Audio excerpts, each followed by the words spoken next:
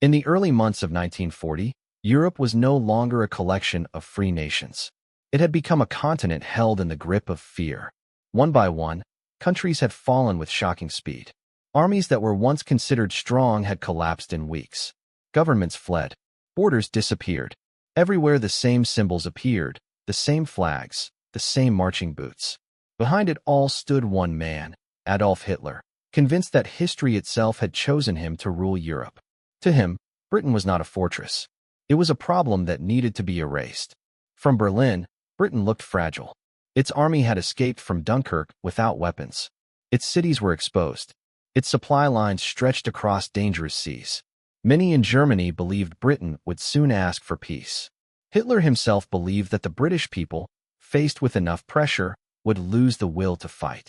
But Britain did not surrender. And that refusal changed everything. If Britain could not be broken by negotiation, it would be broken by force. Yet there was a problem. Germany could not simply march into Britain. Between them lay the English Channel, and beyond that, the British Navy. Any invasion would be suicide unless Germany first controlled the skies. Air superiority was not optional. It was everything. And so the fate of Britain narrowed down to a single question. Could the Royal Air Force survive? The German Luftwaffe had reason to be confident. It had dominated the skies over Poland, France, and the Low Countries. Its pilots were veterans. Its aircraft were modern. Its tactics were proven. The Luftwaffe believed it could smash the RAF in a matter of weeks. Once that happened, invasion would follow. This plan was given a name that sounded calm and almost harmless, but carried terrifying consequences. Operation Sea Lion. On the other side stood the Royal Air Force, smaller, stretched thin, and under enormous pressure. Many of its pilots were barely more than boys. Some had never fired their guns in combat. They lived in a constant cycle of waiting, flying, fighting, and waiting again. Sleep was short. Meals were rushed. Losses were personal. When a pilot failed to return, everyone noticed. There was no anonymity in such a small force. As summer approached, the first blows fell. German aircraft crossed the Channel in growing numbers. Radar stations along the British coast picked up their approach, sending warnings inland. Sirens sounded. Pilots ran to their aircraft. Engines roared to life. Within minutes, fighters were climbing hard into the sky, racing to intercept an enemy they could not yet see. This pattern repeated again and again, day after day, until it became routine, and yet it never lost its terror. The air battles were fast, violent, and unforgiving. There was no time to think. Pilots spotted movement, reacted instantly, and hoped their training would carry them through. Bullets tore through metal. Aircraft caught fire. Some spiraled down into fields and villages below. Others vanished into the sea. Every mission carried the knowledge that survival depended not only on skill, but on luck. German bombers targeted RAF airfields with precision. Runways were cratered. Hangars burned. Control towers were smashed. The goal was simple: destroy the RAF on the ground faster than it could fight in the air. For a time, it seemed to be working. Squadrons were pushed to the brink. Pilots flew multiple sorties a day. Mechanics worked through the night to repair damaged aircraft, knowing they would be needed again by morning. And yet, the RAF did not break. Britain's radar network continued to function, giving early warning and allowing commanders to conserve strength. Instead of sending every aircraft into the air, they chose when and where to fight. This invisible advantage made every German raid more costly than expected. The Luftwaffe was winning battles, but not the war it needed to win. Below the fighting, civilian life was changing forever. People learned to live with uncertainty. They looked up at the sky not for weather, but for signs of danger. Children were evacuated from cities. Families slept in shelters. Factories kept working despite the threat of bombs. Fear was everywhere, but so was defiance. Britain did not feel defeated. It felt determined. By August, the Battle of Britain had reached a deadly rhythm. Losses mounted on both sides. The skies over southern England became familiar territory for death. Pilots on each side recognized the same locations, the same rivers, the same towns. But the pressure on the RAF was greater. Every aircraft lost mattered. Every pilot lost hurt deeply. And still, they kept flying. German commanders grew impatient. The RAF was supposed to be destroyed by now. Instead, it was still resisting. So a decision was made. one that would alter the course of the battle.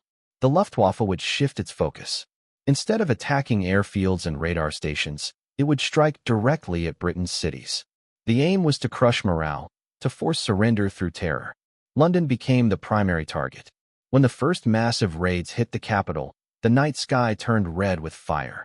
Explosions echoed through the streets. Buildings collapsed. Thousands of civilians were killed or wounded. This campaign would become known as the Blitz. For many, it seemed unimaginable that Britain could endure such punishment. And yet, something unexpected happened. The people did not break. They adapted. While cities burned, RAF airfields repaired their damage. Squadrons reorganized. Pilots recovered. The shift in German strategy gave the RAF exactly what it needed: time. Time to breathe. Time to rebuild. Time to prepare for the next phase of the battle. The Luftwaffe, chasing a quick victory, had made a fatal mistake. By early September, the outcome was no longer certain. German losses were rising. Pilots were flying longer missions, low on fuel, over hostile territory. Being shot down often meant capture. British pilots, fighting over their own land, could return to battle if they survived a crash. Experience stayed on the British side. Slowly, almost invisibly, the balance began to shift. The Battle of Britain was not over. In many ways, it was only entering its most decisive stage. The skies were still contested. The danger was still real. But for the first time, Germany was facing the possibility of failure. As September 1940 moved forward, the battle in the skies above Britain became something deeper than a military contest. It turned into a test of endurance, identity, and will. For the pilots of the Royal Air Force, the war was no longer measured in victories or losses, but in survival. Each morning began with the same quiet tension. Men sat drinking tea that had gone cold, listening for the sound that would change everything. When the phone rang or the siren wailed, conversation stopped instantly.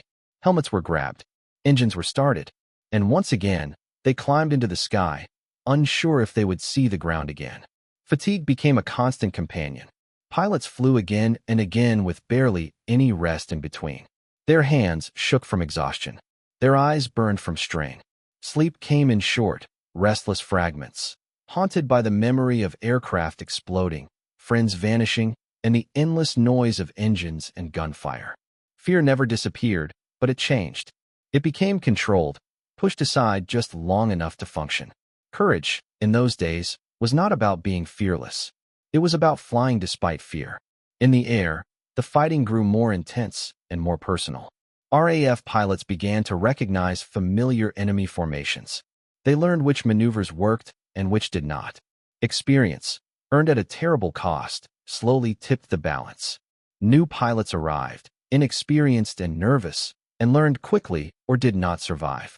Veterans took them under their wings when possible, offering brief advice before missions, knowing there might not be another chance. Meanwhile, the Luftwaffe faced challenges it had not encountered before. Their missions grew longer and more dangerous. Fuel was always a concern. Damage sustained over Britain meant the struggle to reach home. A single hit at the wrong moment could mean capture or death. German pilots were brave and skilled, but now they were fighting an enemy that refused to disappear. The easy victories of earlier campaigns were gone. Every mission felt heavier, riskier, more uncertain. On the ground, the Blitz reshaped British life. Night after night, bombs fell on London and other cities. Streets burned. Homes collapsed. Landmarks were destroyed. The sky glowed red as fires raged uncontrollably. Yet, as terrifying as the attacks were, they failed in their true purpose. The British public did not lose heart. Instead, routines formed. People learned when to run, where to hide, how to help. Underground stations became temporary homes. Songs were sung in shelters. Jokes were shared in the darkness, not because people were unafraid, but because laughter became a form of resistance. Children adapted with heartbreaking speed. They learned to sleep through explosions. They learned not to ask questions that had no answers. Families mourned quietly and carried on. Each morning after a raid, people emerged into streets filled with rubble and broken glass, and they cleaned, repaired, and rebuilt. The message was unspoken but clear. Britain would not stop living. While the bombs fell on cities, the RAF gained something priceless: time. Airfields were repaired. Aircraft were replaced. pilots recovered just enough strength to fly again. The German decision to focus on terror bombing instead of military targets proved costly. Radar stations continued to operate. Command and control remained intact. The system that allowed the RAF to respond quickly and efficiently survived.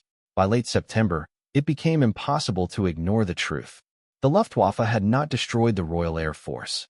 Air superiority, the essential requirement for invasion, had not been achieved. Losses were mounting. Morale was slipping. The weather worsened. And quietly, without announcement, the German invasion plans were delayed. Then delayed again. Eventually, they were set aside entirely. Operation Sea Lion, the threat that had hung over Britain like a shadow, faded into silence. For Britain, this moment was not celebrated with fireworks or grand announcements. There was no sense that the war had been won. But there was relief. A deep, collective understanding that the worst danger had passed. The island had survived its greatest test. And survival itself felt like victory. Across occupied Europe, the impact was immediate and powerful. News spread in whispers and hidden radios. Germany had been stopped. Not defeated, but denied. The image of invincibility cracked. Resistance movements drew strength from the knowledge that the Nazis could be challenged. Britain, still standing, became a symbol of hope. In time, Britain would become the launching point for future offensives. From its airfields and ports, Allied forces would gather. But none of that was certain in 1940. All that mattered then was that the line had held. The skies had not been taken. The nation had not fallen.